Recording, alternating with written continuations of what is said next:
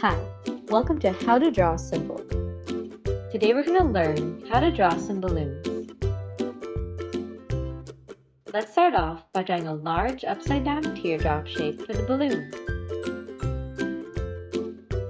Then, draw a small triangle on the bottom for the knot.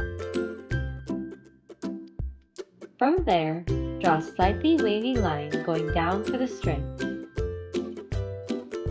And lastly, add 2 small ovals on the upper left of the balloon to make it look shiny.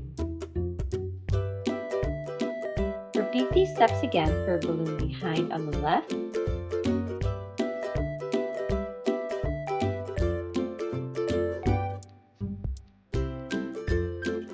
and once more for another on the right.